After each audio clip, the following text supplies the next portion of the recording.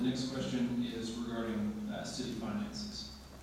What is your opinion of Spring Hill's current overall financial situation?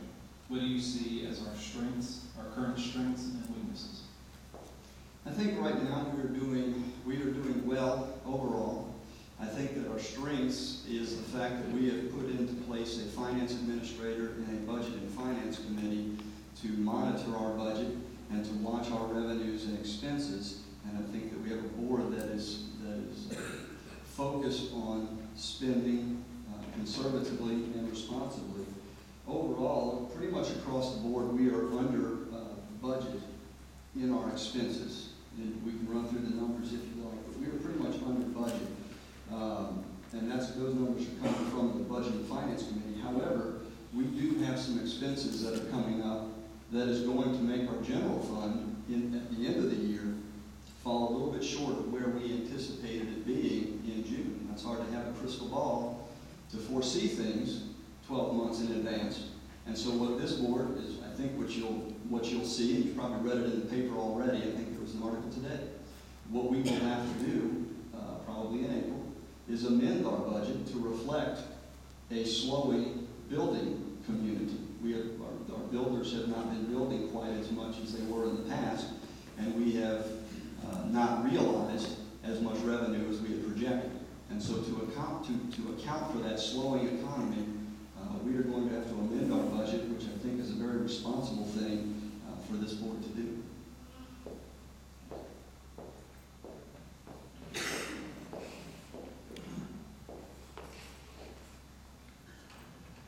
Well, I thought about this quite a bit, and obviously the financial pressure on every one of us in this room is great. Our country's in a situation where answers are being thrown out all over the place. I need to say that I do believe that our current administration took the bull by the horns and tried to make sure that they were responding to a crisis. And I believe they did a pretty good job of getting it out into the public eye. And I believe that the situation regarding the health of the state, the audits, I do believe that Jim Smith is doing a great job as far as the financial director is concerned. Much of what I'm hearing and the plans that are in place right now are all based on projections. Even, the gradual decrease of taxes in the city, it was all based off of projections that are very hard to put your fingers around. We don't know for sure what's going to happen. But I do believe that we have the systems in place to keep us from making mistakes as have been made in the past. I also believe that some of the best ideas are going to come from you people out here. And I do believe that we need to keep it open. I think we could possibly, in fact, the city's website is great. They've done a good job of setting up that website for us to be able to click on and see the budget. It's much like the school system. You can't just hire these people up here and say they're going to take care of the city and it's going to head in the right direction. You've got to stay involved. We've all got to, we're all responsible for that.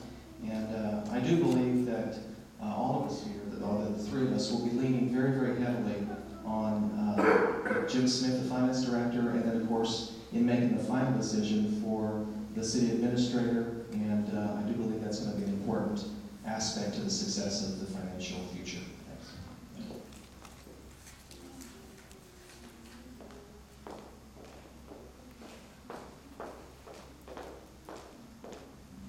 I think first and foremost, and before even answering this question, we have to recognize Alderman Graham, who's in the back of the room, and Alderman Elliott Mitchell, April Goad, our city recorder, and Jim Smith, our finance director, who was sort of pushed into the city administrator role very quickly after coming on board. They have done an incredible job making our finances very transparent.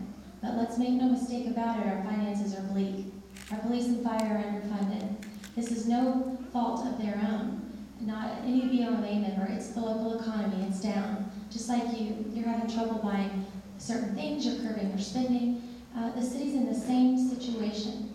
We have $2.1 million, according to the latest report put out by Alderman Graham to the constituents.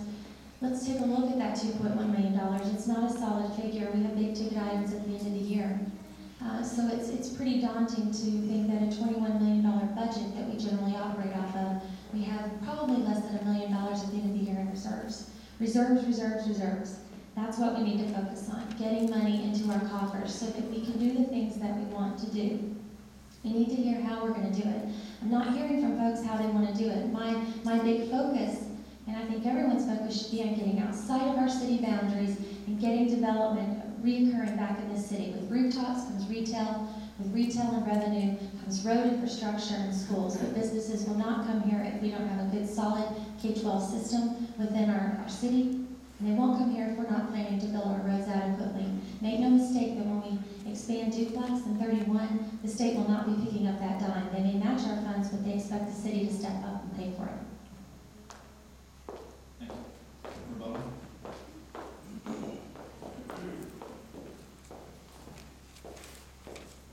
I think when we recognize a few people, we probably need to recognize everybody. I think it's pretty unfair to recognize 4 people, 2 of which aren't on the board, and say that these 4 people solved the city's problem.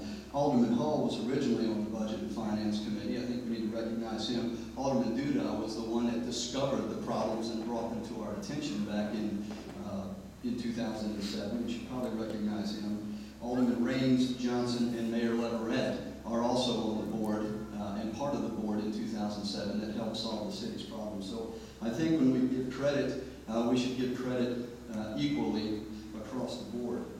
As far as getting money into the coffers and how do we do it, we're probably not hearing it because we're not listening.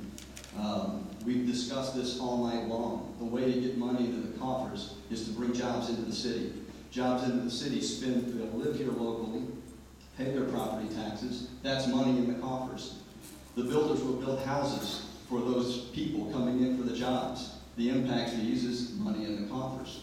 The people spending their money at Cracker Barrel and at Kroger and all across this town will generate sales tax revenues, which translates to money in the coffers. And so I think we've discussed this pretty much at length until we're beating a dead horse at this point, that the way to bring money into this city is to bring jobs into this city.